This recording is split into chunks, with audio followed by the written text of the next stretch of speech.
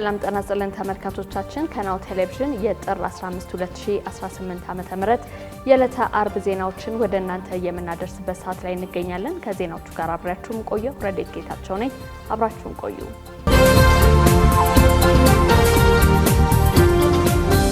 አርዕስተ ዜና። በአማራ ክልል መንግስትና በአፋሕድ መካከል የተደረሰው ዘላቂ የሰላም ስምምነት ውጤታማ የሚያደርግ ስምምነት ተፈረመ። በትግራይ ክልል የዘፈቀደ እስርና ሰዎችን የመሰወር ድርጊት እየተፈጸመ መሆኑን የጠቆመው ሂዩማን ራይትስ ፈርስት ስጋቱን ገለጸ። ወደ ውጪ ስናልፍ አሜሪካ ከዓለም ጤና ድርጅት በይፋ ስትለቅ ድርጅቱ በበኩሉ አገሪቱ ከአባልነት ከመውጣቷ በፊት የአባልነት ክፍያን እንድትፈጽም አሳሰበ።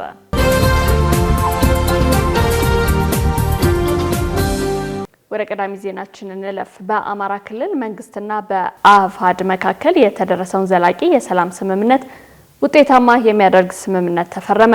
በአማራ ብሔራዊ ክልላዊ መንግስትና በአማራ ፋኖ ህዝባዊ ድርጅት አፋሕድ መካከል የተደረሰውን ዘላቂ የሰላም ስምምነት ውጤታማ ማድረግ የሚያስችል ስምምነት ጥር 14 ቀን 2018 ዓ.ም ተፈርሟል።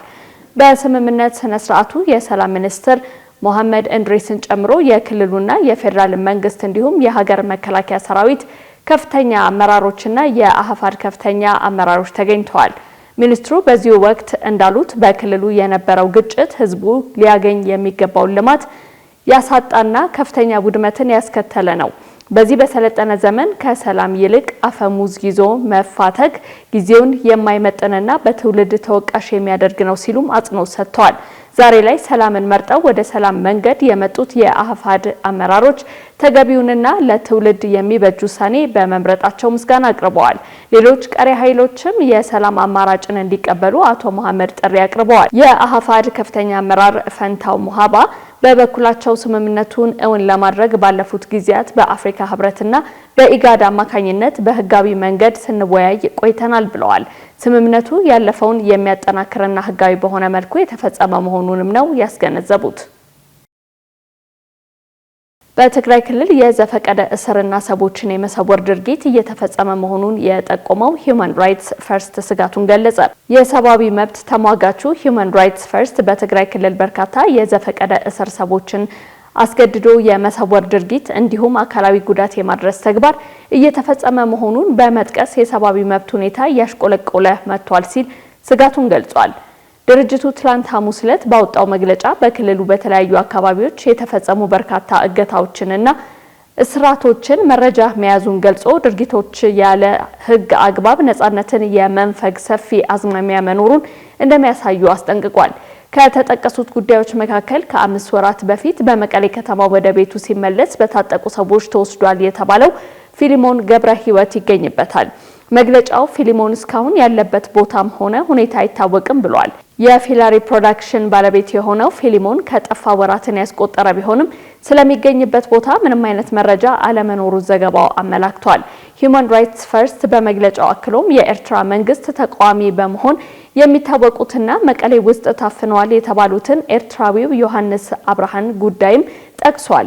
ድርጅቱ ስለ ግለሰቡ ወቅታዊ ሁኔታም ሆነ ስላለበት ቦታ ምንም አይነት መረጃ አለመኖሩን ገልጿል። ሌላው የተጠቀሰው ጉዳይ የህወሓት የረጅም ጊዜ አክቲቪስትና ደጋፊ የነበሩት ብርሃነ ገብረ ጊዮርጊስ ጉዳይ ሲሆን ግለሰቡ ከ7 ቀናት በፊት በሰሜን ምዕራብ ትግራይ ሽሬ ከተማ መታገቱ ተገልጿል። መግለጫው ብርሃነ ከመሰወሩ ቀደም ብሎ በህወሓት ላይ ግልጽ ትችቶችን ሲዘነዘር እንደነበር አመልክቷል።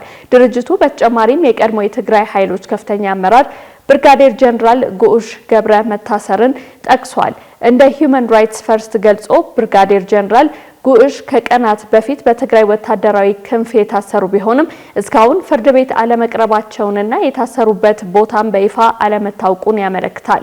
ወታደራዊ ክፍሉ ስርዓቱ ከወታደራዊ ጥሰቶች ጋር የተያያዘ መሆኑን ቢገልጽም ሂዩማን ራይትስ ፈርስት ግን ብርጋዴር ጀነራል ጉዑሽ ጥር ወር 2017 ዓ.ም በትግራይ ወታደራዊ መዋቅር ውስጥ በአብዛኛው ውሳኔዎች ላይ ባሳዩት አለመስማማት ምክንያት ከኃላፊነታቸው ታግደውና ከአባልነት ተሰርዘው እንደነበር ገልጸዋል። ሂዩማን ራይትስ ፈርስት ለእስረኞቹ ስላለው ህጋዊ መሰረት የታሳሪዎች የሚገኙበት ቦታና የህግ ሂደቶችን የማግኘት መብታቸው በተመለከተ ይፋዊ መረጃ አለመኖሩ ከባድ ሰብአዊ እና ህጋዊ ስጋት መሆኑን አስጠንቅቀዋል። በጋምቤላ ከተማ ላልተወሰነ ጊዜ ሞተር ሳይክል ማሽከርከር ተከለከለ። በጋምቤላ ከተማ ባለው ወቅታዊ የጸጥታ ሁኔታ ምክንያት ከዛሬ አርብ ጥር 15 ቀን 2018 ዓ.ም ጀምሮ የመንግስትም ሆነ የግል ሞተር ሳይክሎች ላልተወሰነ ጊዜ ማሽከርከር በጥብቅ የተከለከለ መሆኑን የከተማይቱ አስተዳደር አስታውቋል። በከተማው የሚገኙ ሆቴሎችና ግሮሰሪዎችም አገልግሎት መስጠት የሚችሉበት እስከ ምሽቱ 2 ሰዓት ድረስ ብቻ መሆኑን አስተዳደሩ ገልጸዋል። አስተዳደሩ ይህን የገለጸው በጋምቤላ ከተማ ባለው ወቅታዊ የጸጥታ ሁኔታ ላይ ከተወያየ በኋላ መሆኑን የከተማይቱ የመንግስት ኮሚኒኬሽን ጉዳዮች ምሽቱን ባወጣው መግለጫ ላይ አመልክቷል። በጋምቤላ ከተማ ካለፈው ህዳር ወር መጨረሻ ጀምሮ በተከሰተ የጸጥታ መደፍረስና ግጭት ቁጥራቸው እስካሁን በይፋ ያልተገለጸ ሰዎች መሞታቸውንና መጎዳታቸውን የኢትዮጵያ ሰብአዊ መብቶች ኮሚሽን ባለፈው ወር አጋማሽ ባወጣው መግለጫ አስታውቆ ነበር። የጋምቤላ ክልል መንግስት መቀመጫ በሆነችው የጋምቤላ ከተማ የተቀሰቀሰውን ግጭት ተከትሎ ከምሽት 1 ሰዓት በኋላ በሚደረግ የተሽከርካሪና የሰው እንቅስቃሴ ላይ የሰዓት እላፊ የተጣለው ህዳር 30 ቀን 2018 ነበር። በከተማይቱ የተጣለው የሰዓት እላፊ ከምሽቱ 2 ሰዓት እስከ ንጋቱ 12 ሰዓት ድረስ እንዲሆን የክልሉ መንግስት ባለፈው ታህሳስ 15 ውሳኔ ማሳለፉም አይዘነጋም። የጋምቤላ ከተማ አስተዳደር ጥር 14 ቀን 2018 ዓ.ም ካካሄደው ውይይት በኋላ አዲስ ውሳኔ ማሳልፏል። የከተማ አስተዳደሩ ላልተወሰነ ጊዜ የሞተር ሳይክል ማሽከርከር ከመከልከሉ በተጨማሪ በከተማው የሚገኙ ባለ 3 እግር ተሽከርካሪዎች ወይም ባጃጆች አገልግሎት መስጠት በሚችሉበት ጊዜ ላይም ገደብ ጥሏል። በውሳኔው መሰረት በጋምቤላ ከተማ የሚገኙ ባጃጆች አገልግሎት መስጠት የሚችሉት ከጠዋቱ 1 ሰዓት እስከ ምሽት 1 ሰዓት ብቻ ነው። በጋምቤላ ከተማ የሚገኙ ሆቴሎችና ግሮሰሪዎች አገልግሎት መስጠት የሚችሉት እስከ ምሽቱ 2 ሰዓት ድረስ ብቻ መሆኑንም አስተዳደሩ ጨምሮ ገልጸዋል። እነዚህን ክልከላዎችና ገደቦች ጥሶ በተገኘ ማንኛውም ግለሰብ ላይ አስተዳደራዊ እርምጃ የሚወሰድበት መሆኑንም የጋምቤላ ከተማ አስተዳደር በመግለጫው አስጠንቅቋል።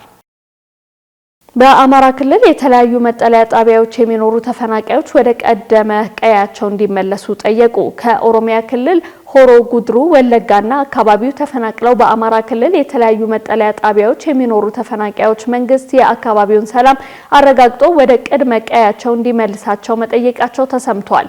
አሁን ላይ በየወሩ በሚቀርብ 15 ኪሎ በቆሎ ህይወትን በመጠለያ ጣቢያ ውስጥ መምራት እንደከበዳቸው ገልጸው ወደ ቀድመ ቀያቸው ተመልሰው ስራ መስራት እንደሚፈልጉ ተናግረዋል። ከዚህ በፊት ወደ ቀድሞ ቀያቸው መመለስ እንደሚፈልጉ መንግስት ጠይቀውን ነበር ያሉት የመጠለያው ነዋሪዎቹ ፍላጎታችንን ብንገልጽም እስካሁን ግን ምንም አይነት የተግባር ምላሽ የለም ሲሉ መግለጻቸውን የሀገር ውስጥ መገናኛ ብዙሃን ዘግበዋል።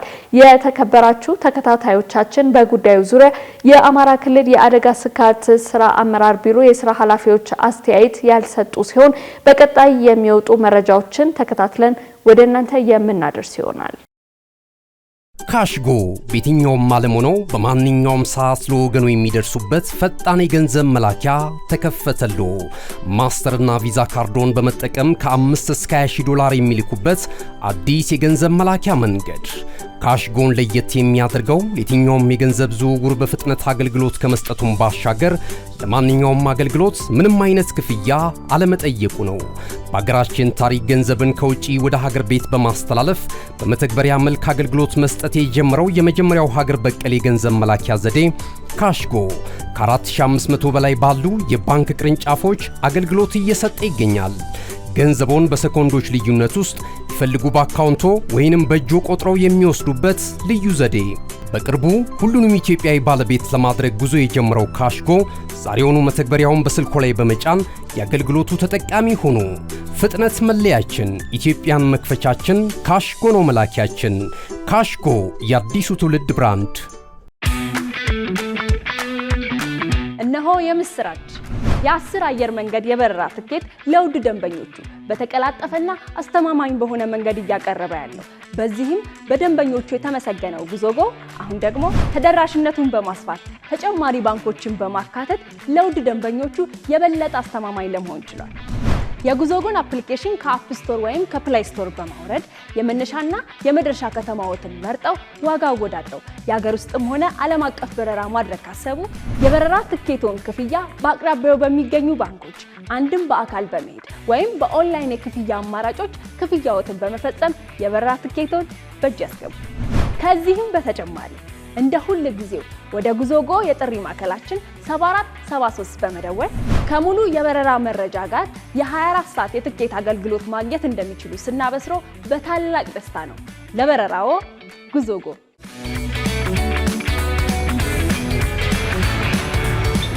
ተመልካቾቻችን ያላችሁት ናሁ ቴሌቪዥን ላይ ነው። አሁን ደግሞ ወደ ውጭ ዜናዎች እናልፋለን። በአፍሪካ ቀንድ በ2026 የሚደረጉት ምርጫዎች የሀገሪቱ መረጋጋትና የምርጫ ተአማኒነት የሚመዝኑ መሆናቸው ተመላከተ።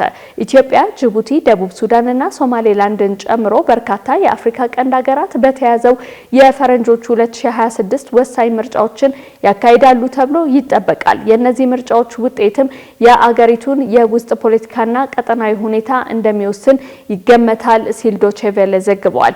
በኢትዮጵያ ሀገራዊ ምርጫ ግንቦት 24 ቀን 2018 ዓ.ም እንዲካሄድ ቀን ተቆርጦለታል። ዶቼ ቬለ እንደዘገበው ምርጫው የሚካሄደው የፖለቲካና የጸጥታ ሁኔታ ጥያቄ ባለበት ወቅት ነው። በተለይም በአንዳንድ የአማራና የኦሮሚያ ክልል አካባቢዎች የሚታዩ ግጭቶችና ውጥረቶች ምርጫው ሁሉንም ያሳተፈ ሊሆን ይችላል የሚል ስጋት መፍጠሩን ዘገባው አመላክቷል። ጅቡቲ እስከ ሚያዝያ 2018 ዓ.ም ድረስ ፕሬዝዳንታዊ ምርጫ ታካሂዳለች ተብሎ የሚጠበቅ ሲሆን አሁን በስልጣን ላይ የሚገኙት የ78 ዓመቱ ፕሬዝዳንት እስማኤል ኡመር ጌሌ ለስድስተኛ ጊዜ ለመመረጥ እየተንቀሳቀሱ ነው። ስትራቴጂካዊ ቦታ ላይ በምትገኘው በዚህች የአፍሪካ ቀንድ አገር ውስጥ ትልቅ የፖለቲካ ለውጥ ይመጣል ተብሎ አይገመትም። በደቡብ ሱዳን ታህሳስ 13 ቀን 2019 ዓ.ም ሊካሄድ የታቀደው ምርጫ አገሪቱ ነጻነቷን ካገኘች በኋላ የምታደርገው የመጀመሪያው አጠቃላይ ምርጫ ይሆናል። ሆኖም ግን በቀጠለው የኢኮኖሚ ቀውስ፣ በፖለቲካዊ ውጥረት እንዲሁም በፕሬዝዳንት ሳልቫ ኪርና በተቃዋሚ መሪው ሬክ ማቻር መካከል ያለው ደካማ የሰላም ስምምነት ምርጫው ይካሄዳል የሚለው ጉዳይ ላይ ትልቅ ጥርጣሬ ፈጥሯል። በጎረቤት ሱዳን ውስጥ ያለው ጦርነት ደቡብ ሱዳን ዋነኛ የገቢ ምንጯ የሆነውን ነዳጅ ወደ ውጭ እንዳትልክ እንቅፋት በመሆኑ የኢኮኖሚ ጫናውን ይበልጥ አክብዶታል። ራስ ገዟ ሶማሌላንድም በ2018 ዓ.ም የፓርላማና የማዘጋጃ ቤት ምርጫዎችን ታካሂዳለች ተብሎ ይጠበቃል። የምርጫ የሚካሄደው በሶማሌላንድ ፖለቲካ ጋር በተያያዘ በቅርቡ ከተከሰቱ ዓለም አቀፋዊ ክስተቶች በኋላ የቀጠናው ትኩረት በከፍተኛ ሁኔታ በጨመረበት ወቅት መሆኑ የዘንድሮ ምርጫ እጅግ ወሳኝ ያደርገዋል ተብሏል። ዘገባውን ሲያጠቃልልም በአፍሪካ ቀንድ የሚካሄዱ ተከታታይ ምርጫዎች ቀጠናው ካለበት ከፍተኛ የጸጥታና የጂኦፖለቲካ ጫና አንጻር የአገሪቱን የፖለቲካ መረጋጋት፣ የአስተዳደር ብቃትና የዴሞክራሲያዊ ሂደቱን ተአማኒነት የሚፈትኑ ወሳኝ ክስተቶች ይሆናሉ ብሏል። እንደ ራዲዮ ፍራንስ ኢንተርናሽናል ዘገባ የፕሬዝዳንት ሐሰን ሼክ መሐመድ የስልጣን ዘመን ሲያበቃ ሶማሊያ በተያዘው ዓመት ፕሬዝዳንታዊ ምርጫ ታካሂዳለች ተብሎ ይጠበቃል። አልጀዚራ በበኩሉ የአሁኑ መንግስት የስልጣን ዘመን ግንቦት 7 ቀን 2018 ዓ.ም እንደሚያበቃ ዘግቧል። በመጨረሻ አሜሪካ ከዓለም ጤና ድርጅት በይፋ ስትለቅ ድርጅቱ በበኩሉ ሀገሪቱ ከአባልነት ከመውጣቷ በፊት የአባልነት ክፍያን እንድትፈጽም አሳሰበ። ፕሬዝዳንት ዶናልድ ትራምፕ አሜሪካን ከዓለም አቀፉ የጤና ድርጅት አባልነት ለማስወጣት ማቀዳቸውን ካስታወቁ ከአንድ ዓመት በኋላ ሀገሪቱ ትላንት ሐሙስ ዕለት ከድርጅቱ በይፋ ለቃ መውጣቷ ተገልጿል። ትራምፕ ለዚህ እርምጃቸው እንደ ምክንያት ያቀረቡት ድርጅቱ የኮሮና ቫይረስ ወረርሽኝ ጉዳይን በአግባቡ አልያዘም፣ አስፈላጊ የሆኑ ለውጦችን ተግባራዊ አላደረገም፣ እንዲሁም ከአንዳንድ አባል ሀገራት ተገቢ ያልሆነ የፖለቲካ ተጽዕኖ ይደረግበታል የሚሉ ነጥቦችን ነው።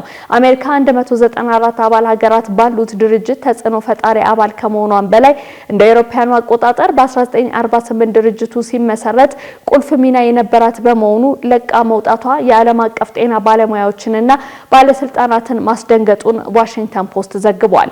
በተጨማሪም ሀገሪቱ በታሪክ የድርጅቱ ትልቅ የገንዘብ ድጋፍ አድራጊ ነበረች ሲል ዘገባው አመላክቷል። እንደ ዓለም ጤና ድርጅት ገለጻ ዩናይትድ ስቴትስ ከአባልነት ከመውጣቷ በፊት ያለባትን የገንዘብ ክፍያ ግዴታዎች መወጣት ይኖርባታል።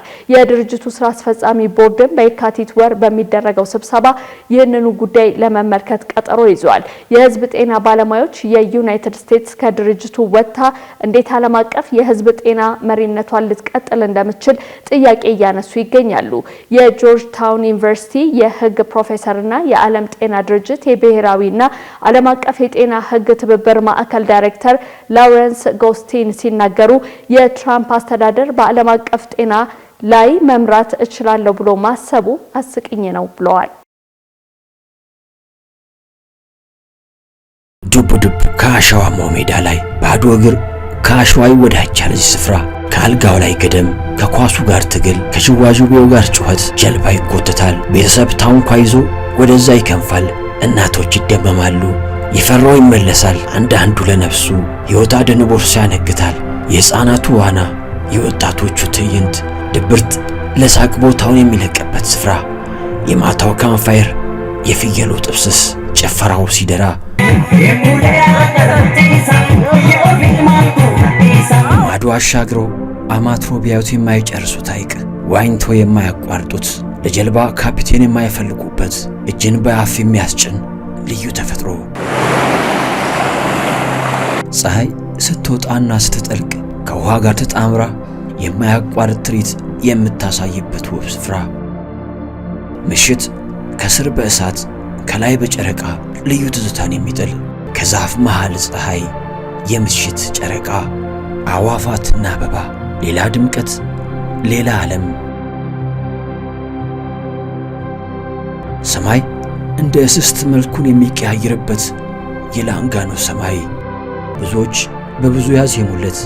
ያኔዎቹ ቀጠሯቸውን በላንጋኖ አድርገህ ግባ ሻሸመኔ ተባብለው ተቀጣጥረውበታል። የስፍራውን ብርቅ መሆን ሲገልጹ ላንጋኖ ሄጄ ብለው አዜመውለታል።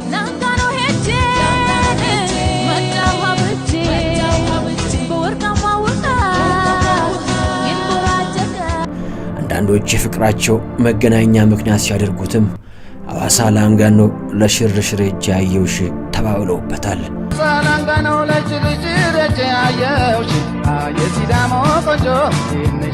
ይህ በወርቃማው የላንጋኖ ሐይቅ ላይ ተንጣልለው የነጩ ቤተ መንግሥት ውስጥ ትዕይንት ነው። ይህ ሁሉ ድራማ፣ ይህ ሁሉ ትዕይንት ከዚህ ብቻ ይፈጸማል። ይህ ሁሉ ማስታወሻ ከዚህ ብቻ ይሰነዳል። ሮዜታ ማሪና ቢች ሪዞርት። ተመልካቾቻችን ዜናዎቻችን እነዚህን ይመስሉ ነበር። ከዜናዎቹ ጋር አብሬያችሁ የቆየሁት ረዴት ጌታቸው ነኝ። ጤና ይስጥልኝ።